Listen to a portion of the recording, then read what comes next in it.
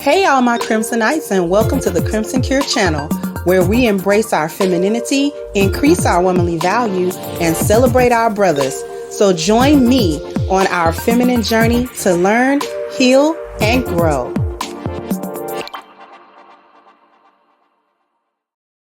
Hey there, my Crimsonites, and welcome to the Crimson Cure channel. I'm your host, femininity coach, and author of the Crimson Cure, and this is my perspective. So I'm going to touch on the Angel Reese situation really quickly.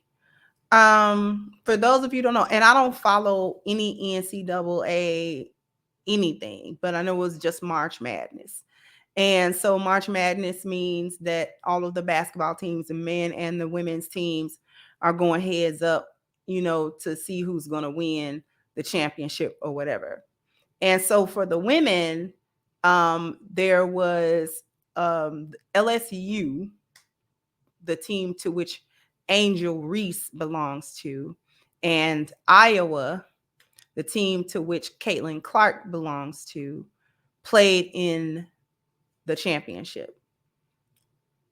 Angel Reese's team, LSU, won. Okay. In the course of that winning, Angel Reese does the "you can't see me" to Caitlin Clark. So these are the two stars of their teams respectively. And so they're taunting one another. And so Angel is taunting Caitlin by doing this and then pointing to her ring finger like, we're going to get the ring, right? All of a sudden, that was unsportsmanlike, and Angel Reese actually came under fire from a lot of different areas. A lot of different news media, sports media outlets called themselves saying that they did not like that she had done that and that it was unsportsmanlike until the White House got involved with it. And you know how anytime a team wins a championship, right? Whether that be the NBA, whether that be sometimes the NFL, whatever, teams that win the Super Bowl or teams that win a championship are invited customarily to the White House for a little bit of a celebration and recognition and all of those sorts of things. And so it's no different from college championship games. And so for this particular instance, LSU would have been the one to be automatically invited to the White House, which they were.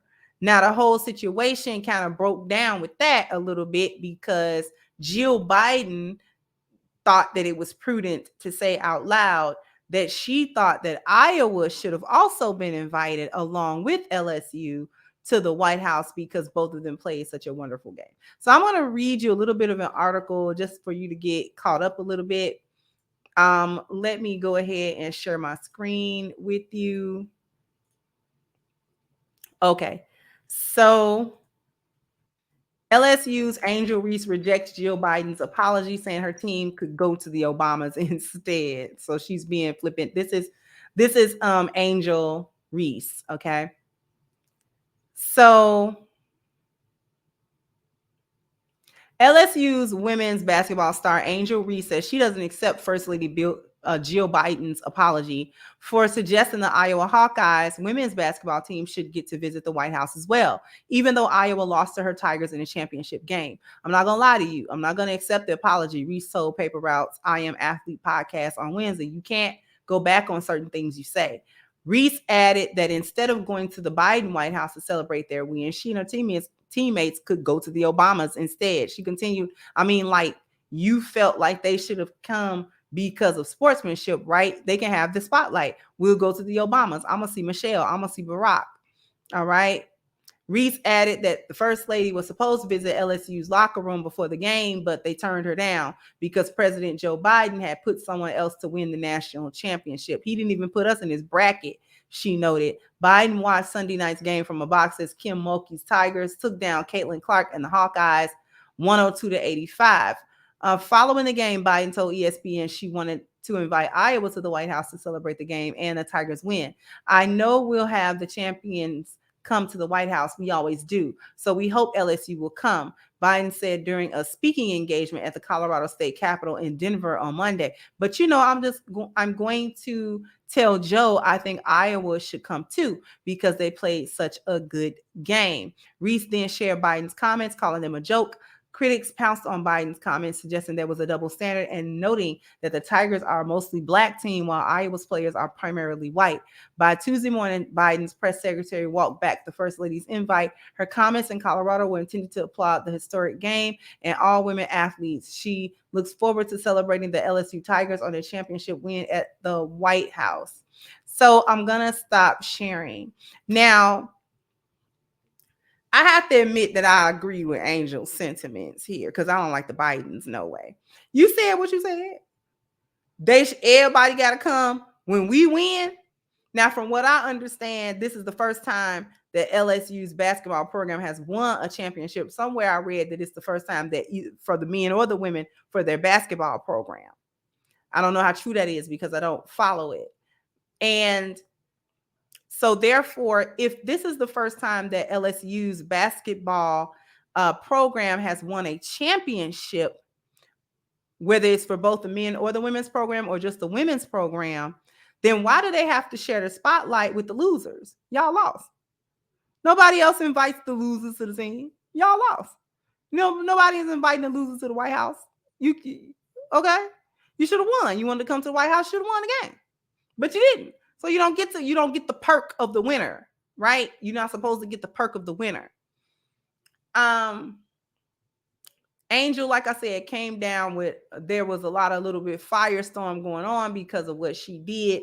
And it brought up the double standard of her being black. And the reason why it brought up the double standard of Angel being black was because Caitlyn had done that previously in a previous game to someone else on another team. She had done the whole taunting thing, right? And so when she did it, there nothing was said about it. No one talked about how unsportsmanlike it was or anything like that. It was just like, oh, she's just competing. She's a competitor. She's playing at a high level. So therefore, she's able to do that. You kind of expect a little bit of ribbing. You expect trash talk, in sports and things of that nature. So therefore, it was let go. No problem. She got a complete pass. Now, when Angel did it, the same thing. Now, all of a sudden, she's being too good. She's being too hood. She's being unsportsmanlike, and she's taunting this poor little white girl. And she's being a sore winner rather than a sore loser. I found that to be ridiculous. I don't know what Angel Reese's behavior is like outside of this incident. Like I said, I don't follow the sports world. I certainly don't follow college sports. So therefore, I have no knowledge at all about any of her interactions, whether she's ever been in trouble, whether this is normal behavior for her or not. I have no idea of the history of her, but it's not important for what I want to say. Even if she has a history of sort of being a taunter or whatever the case may be. So you put these women in masculine situations. Where are you going to put them? They choose to play basketball, which is a masculine thing. These sports and things of that nature, this is masculine. It brings out women's masculine energy when they engage in it. So along with that masculine energy comes that will to compete. All right. And trash talk comes with that competition. Plenty of men have done it on the NFL field, on an NBA court, on a hockey, rink, whatever, wherever they are, the baseball diamond, wherever they are, especially if it's professional, especially even if it's collegiate, but at a high level, you're going to get the best players to start trash talking. Especially if there's a rivalry or anything like that. That is a normal course of sports, entertainment. The players are going to do that. The only thing that you hope for is that it doesn't get out of control, where there's some true hostility going on, or you don't want fights to break out and things of that nature. Which, from what I'm aware of, there was no fight. There was just she did to her. Angel did to Caitlyn what Caitlyn did to somebody else. Here's what I want to point out, though. Black women will never be Mrs. Cartwright. You're never going to be a white girl. And you're never going to be regarded as a white girl. You're never going to be given the passes that white women are given. When white women do something, it's cute. When you do something, it's manly. Okay? I don't care if it's the exact same thing in the exact same situation. You're not going to get the same consideration. You're not going to get passed. You're not going to get leniency. You're not going to get any of those things for many different reasons. But I want to point out that as long as you listen, in general, and I'm not talking about Angel specifically, I'm not talking about her, but I'm using this situation as a little bit of a case study to sort of talk about Black women. Y'all got to stop thinking that white America sees you as something other than an N word with the ER on it. That's who you are to them. I don't care what they say. I don't care what they do. When push come to shove, when it's Keisha against Becky, Becky gonna always win if they got something to say about it. And when I say win, I'm not talking about this game. I'm talking about she's going to win their favor and approval. She's going to be approved. She's going to be validated. You aren't. Now, the development since the reading of that article is that the LSU did go ahead and accept the invitation to the White House, and Iowa is not going to be a part of that visit. So they went ahead and accepted the invite to the White House. That was the last breaking news that I saw pertaining to it. What I also saw pertaining to it was that Caitlin Clark herself, the girl that got taunted, came out and said, it's all right. We are competitive. We're competing. It's fine. I did it.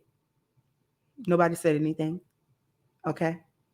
So it shouldn't be a problem. All right. But this is what we're talking about. You'll never be Mrs. Cartwright in the eyes of any institution in this country, Black woman. I don't care how you kowtow to it. I don't care how you try to ingratiate yourself into it. I don't care how you try to nest in it. I don't care. I don't care what you do, what kind of success you think you have, or any of that. You'll never be Mrs. Cartwright ever in your life. None of these institutions will ever see that value in you ever. Stop trying to seek their validation because they won't give it to you. They made a big stink about this girl doing something so simple as that. They act like she went up and slapped Caitlin or something, or started a fight with her, and she didn't. It was sports trash talk.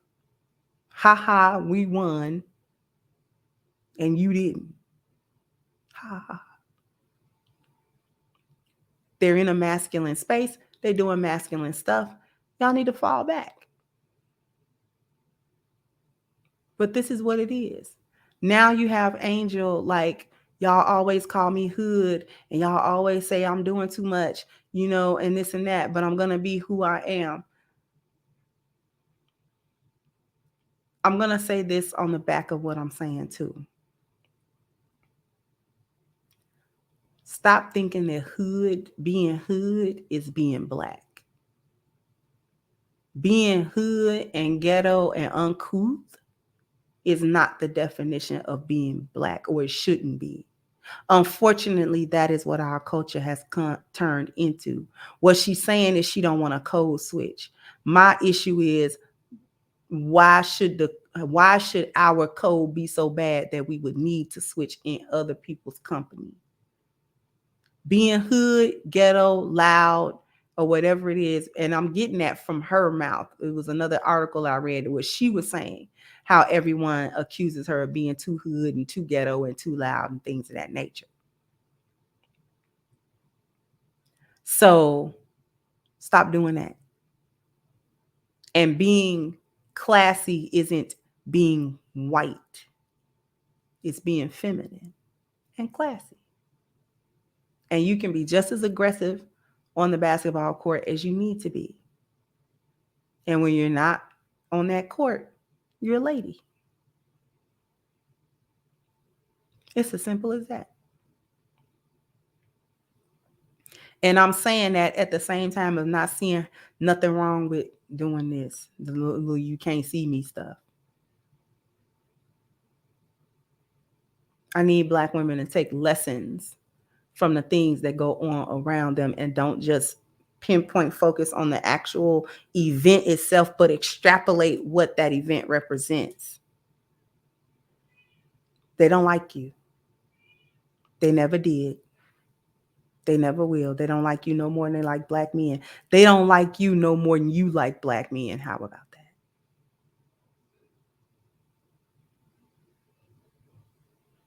So the way you feel about Black men is the way this institution, this system feels about you. They feel the same way no matter what they tell you. So I just wanted to bring that to everybody's attention. Jump down in the comment section. Let me know what you think. Like, share, subscribe to the channel if you have not. Once again, I'm your host, The Crimson Cure, and this was my perspective. Bye-bye, Crimsonites. Hello, my Crimsonites and all of my supporters. I invite you to go and get your copy of my new book, Reclaiming the Black Feminine, The Lies of Feminism and the Road to Recovery, on sale now at crimsoncure.com. This is guaranteed to change your perspective and positively impact your life. So go ahead now to crimsoncure.com and get your copy today.